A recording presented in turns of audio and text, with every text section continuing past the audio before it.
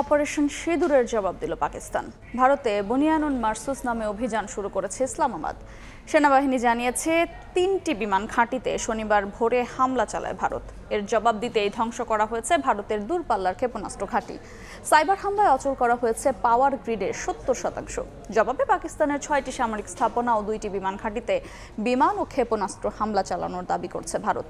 চলমান উত্তেজনার মধ্যে পরমাণু অস্ত্র নিয়ন্ত্রণ কমিটির সঙ্গে আজ জরুরি বৈঠক ডেকেছেন পাকিস্তানের প্রধানমন্ত্রী। 552 hours. Wait for our response.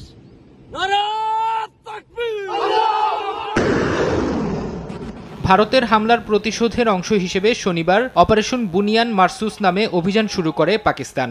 এর আওতায় ধ্বংস করা হয়েছে ভারতের দূরপাল্লার ক্ষেপণাস্ত্র, ব্রহ্মসের ঘাঁটি ও উদমপুর পাঠানকোট এয়ারবেসের অপারেশন সক্ষমতা। পাকিস্তানের কেন্দ্রীয় মন্ত্রী আলিম খানও হামলার বিষয়টি নিশ্চিত করেছেন। এদিন সাইবার হামলার মাধ্যমে পাকিস্তান ভারতের পাওয়ার গ্রিডের ৭০% অচল করেছে বলে এক প্রতিবেদনে জানিয়েছে সংবাদ মাধ্যম ডন।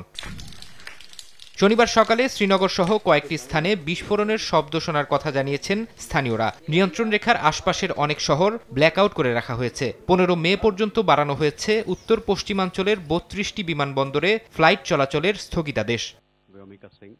এদিকে পাকিস্তানের হামলার জবাব দিয়েছে ভারতও। সকালে দেশটির পররাষ্ট্র মন্ত্রণালয়ের ব্রিফিংয়ে দাবি করা হয়, পাকিস্তানের কয়েকটি সামরিক স্থাপনায় হামলা চালানো হয়েছে, আঘাত হানা হয়েছে কয়েকটি বিমান ঘাঁটিতেও।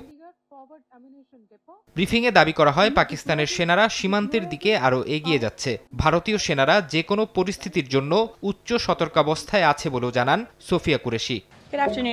হোয়াইট হাউস জানিয়েছে, উত্তেজনা প্রশমনে দুই দেশের নেতাদের সঙ্গে যোগাযোগ করছেন মার্কিন পররাষ্ট্রমন্ত্রী মার্কো রুবিও। ফারহাদ চৌধুরী, সময় সংবাদ।